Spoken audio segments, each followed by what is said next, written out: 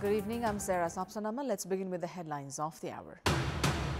The Home Ministry prepares a draft of Police Act proposing to remove the 30-year service term limit in Nepal Police. Proposed act include provisions of age and tenure similar to Civil Service Act.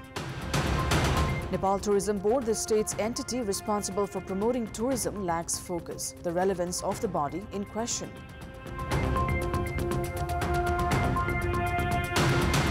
Canada sets 2-year cap on foreign students in an attempt to address pressure on housing and healthcare sector. The cap to decrease study permits by 35%. And Bagmati loses its chance to move atop the points table of the Prime Minister Cup men's cricket tournament with a loss against Gandaki. Army defeats APF. Koshi fails to open points account. The government has decided to call for the third session of the Parliament on first week of February next month. The meeting of the Council of Ministers held today has recommended President Ramchandra Paudel to call for the next session of the Parliament on 5th of February. Based on constitutional norms, the President calls for the Parliament session upon the recommendation of the Council of Ministers. The session of the National Assembly and the House of Representatives is expected to begin at 4 p.m. on 5th next month. 19 bills had been tabled at the second session of the Parliament, however, they are still in consideration. Parliamentary committees, meanwhile, are holding discussions on 16 bills. 14 of them are being discussed at 10 thematic committees of the House of Representatives and 2 in committees under the National Assembly. The second session of the Parliament had approved of 3 bills related to economy and finances and 1 related to criminal laws. The previous session of the Parliament had ended on 2nd of November last year.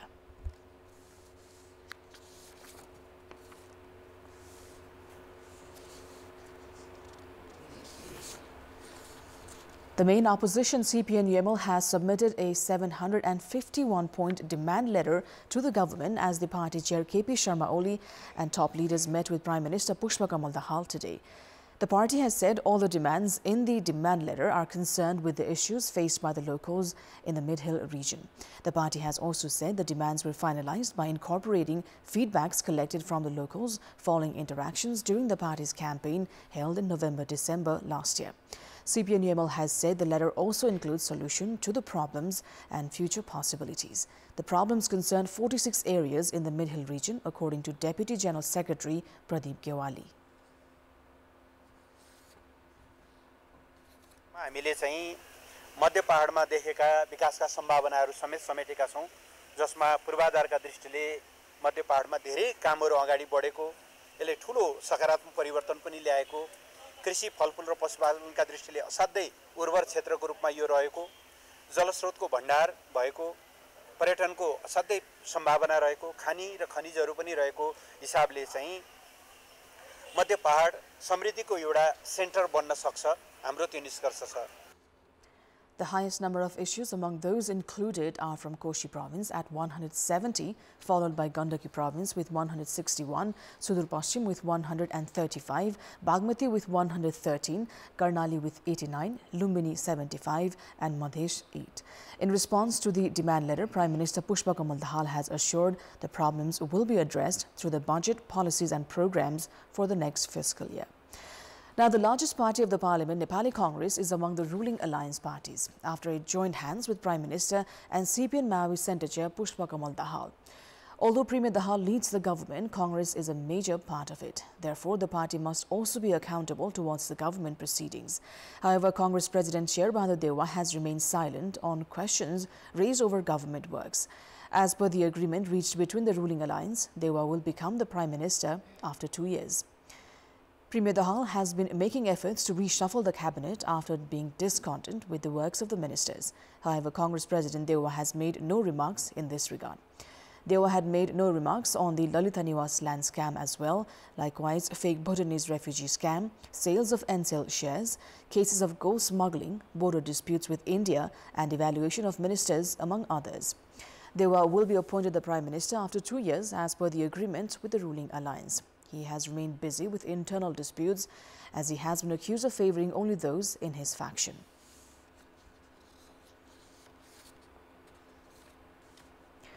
Janamat Party has quit the Madhesh province government and also withdrawn its support. Two ministers and the provincial government from the party have also tendered their resignations. Minister for Education and Social Welfare, Mahesh Prasad Yadav, and Labour and Transport Minister Chandan Singh submitted their resignations to the province governor Hari Shankar Mishra this afternoon. Janamat Party and Janata Samajwadi were at loggerheads ever since joining the government. Today's decision comes in the wake of yesterday's incident in Saptari's Rajbiraz, where cadres of Janamat had clashed with the police as Janata Samajwadi chair Upendra Yadav reached the foundation-laying site of Agriculture University as a guest. The government has floated a draft for a new Police Act with the proposal to remove the 30-year term limit. The Federal Police Act intends to support the integration of Nepal Police in provincial structures, and it will also be a base for the rights and jurisdiction of police personnel at the provincial levels. The draft also proposes for the adoption of age limit and tenure that is similar to that of the civil service sector. The Supreme Court some 10 years ago had issued a mandamus to form laws regarding the police. Based on the draft of the proposed laws prepared by the Ministry of Home Affairs, the tenure of the Inspector General of Police will be 3 years with an age limit of 60 years, while 4 years for additional Inspector General with age limit of 59. At present, many who are of age are not being able to serve further due to term limit of 30 years. Likewise, the term for DIG has been proposed for 5 years and age limit 59, SSP for 8 years with age limit of 58 years. The Home Ministry has planned to maintain the age limit for Police Chief at 58 and AIG and DIG at 57 in case the Federal Civil Service Act is not introduced. Meanwhile, questions are rife regarding which batch the new laws will be implemented from. Based on the new laws, the tenure of incumbent IGP Basanta Kaur ends on the Nepalese month of Chaitra in 2081 next year. If the 30 years age limit is lifted, Kaur will get to serve for 1 more year and AIGs from his batch for 4 more years. However, this is likely to be unfair on the following batch. There are also arguments that the 30-year age limit would result in the retirement of many high-ranking police officials at once, adding burden on the state coffers. The Ministry of Home Affairs has organized various rounds of discussions with stakeholders on the potential laws. Although the government prepared the draft act through ordinance, it is likely to take time for it to be finalized as a consensus with the Ministry of Finance and the Service Commission is required. Demands of lower-ranking police personnel for pension provision in 16 years of serving at the entity have also been yet to be addressed. It is time now for our segment Public Pulse, where you text us with your opinion. Public Pulse. But before today's question, let's take a look at the results from yesterday's poll. Yesterday, we'd asked you what's your take on importance not given to reconstruction of schools and government buildings that are at risk of earthquakes. 84% voted for option A, height of government negligence, 7% for B, feeble-minded, and 9% for C, lack of budget. And here's today's question. Why have local levels lacked financial discipline? Your options are A, corrupt mentality, B, lack of experts, and C, feeble monitoring. The voting is on. Type NEWS, select your option A, B, or C, and send it to 34001 to share your opinion with us. It is the responsibility of Nepal Tourism Board to identify new tourism destinations and promote the existing ones internationally. However, the entity itself is facing identity crisis at the moment. Although the Executive Committee of the Tourism Board includes 11 members along with the chairperson, the board's performance in the last 4 years has remained unsatisfactory. Nepal Tourism Board was established in 1998 under public and private effort with a view to promote tourism in the country. The board did remarkably well in promoting tourism for a few years. It became an excellent example of public-private partnership. However, political influence in the entity has been witnessed in recent time. The board has failed to identify new tourism destinations in the country and promote the existing ones as well to attract foreign tourists. The employees were provided salaries from advanced budget amid failure to endorse the budget of the ongoing fiscal year. Nepal could not participate in the Global Tourism Festival held in Germany, Berlin. Meanwhile, Trekking Agencies Association of Nepal, TAN, is set to represent Nepal in World Trade Market that will be held in India. The 4-year tenure of the Chief Executive Officer of the board, Dhanaraj Regmi, is to end on 29th of January. His term remained controversial, however, he has put the blame on the government.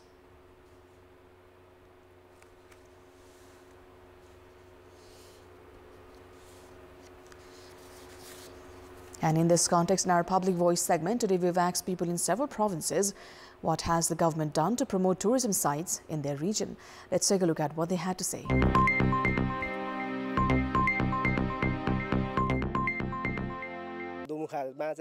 त्यसलाई अलिअलि modification beautification गरेर चाहिँ सबैलाई लोभ्याउने गरीको ब्युटिफिकेसनको काम गरेको छ। आदिवासी जातिहरुको बाहुल्यता भएको हुनाले चाहिँ हामीलाई त्यति मुख्य रूपमा चाहिँ हेरेको छैन। यहाँ पुरातात्विक चीजहरु बोकेका पोखरीहरु ताल तलावहरु मठ मन्दिरहरुलाई संरक्षणको रूपमा अगाडि सारेको छ। सरकारको त्यस्तो खालको चाहना पनि केही छैन। यहाँ गोरीगञ्ज गाउँपालिकाले पनि त्यो पर्यटक ठाउँ बनाउनेहरुमा चाहिँ बजेट पनि अलि छुट्याइराखेको छैन। पर्यटन जुन प्रबन्धन गर्नुपर्ने त्यति जति गर्नुपर्ने राज्यले बजेटै छुट्याएको छ त्यो भएको छैन। सरकारले कुनै विकासको कार्यहरु गरेकै छैन। जुन पर्यटनको प्रवर्धन गर्नुपर्ने हो त्यसमा जिरोबाट पनि सुरु गरेको छैन। पर्यटन प्रवर्धन मात्रै नभएर कुनै पनि अरु विषयमा चाहिँ उहाँहरुले राम्रोसँग काम गरेको देख्दिन मैले। सरकारले पर्यटन प्रवर्धनको लागि जनकपुरमा खासै त्यस्तो उपलब्धिमूलक काम गरेको छैन। पर्यटन चाहिँ आफ्नो टाइम स्पेन्ड गर्नको लागि केही पनि व्यवस्था कुनै पनि सरकारले कुनै पनि व्यक्तिले यस्तो व्यवस्था गरेको छैन अहिलेसम्म।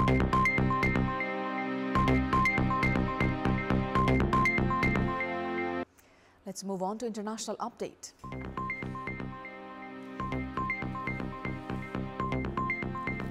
Canada has said it will cap the number of foreign students admitted to the country for 2 years in an attempt to address pressure on housing and healthcare in the country. The cap will result in a decrease of 35% in approved study permits. Over 800,000 foreign students were in Canada in 2022, up from 214,000 a decade earlier. Officials said the new measures are also meant to ensure the integrity of the system. Immigration Minister Mark Miller announced the cap yesterday, saying that Canada aims to approve around 360,000 undergraduate study permits this year. Each province and territory will be allotted a portion of that total, determined by population and current student intake. Provinces will then decide how to distribute these permits across their universities and colleges. The cap will only apply to students at a diploma or undergraduate program and will not affect students applying for study permit renewals. As part of the change, the government will also no longer, as of September, grant work permits for students graduating from colleges that operate under a public-private partnership model, which is most commonly found in the province of Ontario. The announcement comes as the Trudeau government faces growing pressure to address an increasingly unaffordable housing market. Canada is one of the top destinations for Nepali students as well. Based on government data, between 14th of April to 2nd of December last year, 14,410 Nepalese students had left to study in Canada. Sports news. Now back home, Gandaki province has defeated Bagmati by 3 wickets in the Prime Minister Cup men's cricket tournament, depriving Bagmati the chance to move atop the points table. In the match held at TU Cricket Ground in Kantipur, Bagmati opted to bat first and went all out for 198 runs with 5 balls remaining. Ashutosh Khiraya top scored for Bagmati with 44 runs off 69 balls, followed by Ishan Pandey at 43, Bipin Acharya at 38 and Ashok Paudel 30. Surya Tamang contributed 15 runs and Reet Gautam 13, while none of the other batters scored in double digit. Kamal Pariyar was the pick of the Gandaki bowlers, claiming 4 wickets. Bipin Khatri and Amrit Gurung claimed 2 wickets each and Sandeep Parajuli 1. Chasing 199 runs for victory, Gandaki romped home with 202 runs in 49.3 overs, losing 7 wickets. Karan Pangeni had the highest contribution with 79 runs in 98 balls. His innings included 6 fours and 3 sixes. Ishwar Chetri added 36 runs, Mushkan Thapa 27, Kamal Pariyar 20 and Samir Kadel 19. Pratish GC claimed 2 wickets for Bagmati, while Rijan Dakal, Surya Tamang and Bipin Acharya had 1 wicket each. Surya has so far claimed the highest 21 wickets in the same tournament. Bagmati's loss gave advantage to Nepal Police Club. Police are atop the points table with 8 points. Bagmati trailed behind with equal points.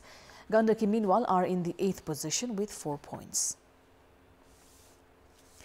Departmental team APF have suffered their 3rd consecutive defeat at the Prime Minister Cup National Men's Cricket Tournament. Army defeated APF by 4 wickets in the match held at Siddharth Nagar Stadium. Army had opted to field first. Batting first, APF they went all out for 121 runs in 32.4 overs. Captain Rohit Paudel scored the highest 59 runs in 103 balls. None of the other batters made notable contribution, with Bhuvan Karki returning to the pavilion, scoring just 16 runs, Sumit Maharjan 14, Lokesh Bam 9, Pradeep 86, Sandeep Jora 4, Purnabika 3 and Amar Rotela 1. Prajwal Shahi was out for Golden Duck, and Mausam Dhakal also failed to open his account. Sompal Kami was the pick of the army bowlers with 3 wickets. Abhinash Karn took 2 wickets, while Vivek Yadav, Shahab Alam and Bashir Ahmed had 1 wicket each. In response, Army reached the target in 23.3 overs, losing 6 wickets. Captain Binod Bhandari scored the highest 34 runs.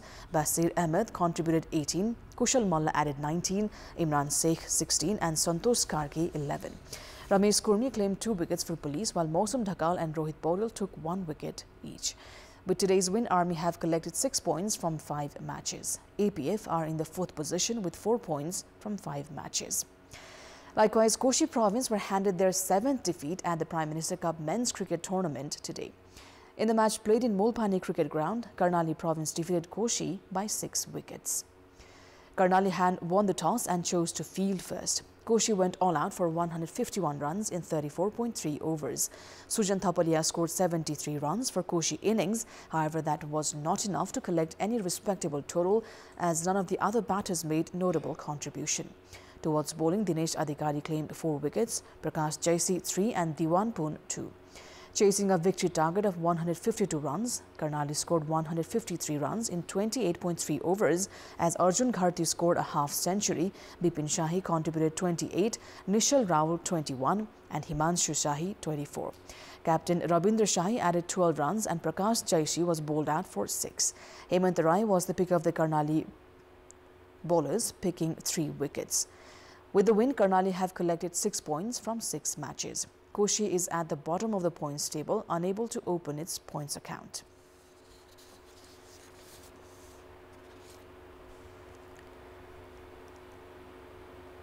Uzbekistan joined Australia in the last 16 of the Asian Cup after the 2 teams played out a 1-1 draw in their final group game, while Syria beat India in the other encounter in Group B. Australia, that had already qualified for the knockout stage, took the lead at the stroke of half-time when they were awarded a penalty following a VAR check for a handball from Odilyon Hamrabokiv, with Martin Boyle putting away the spot kick.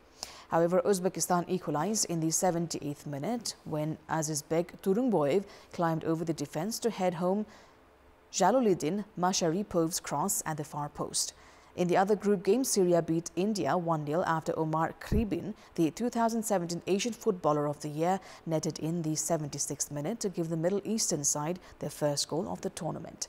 With 4 points, Syria have qualified for the last 16 as one of the best third-place teams, while India exit the competition without scoring a goal in 3 losses.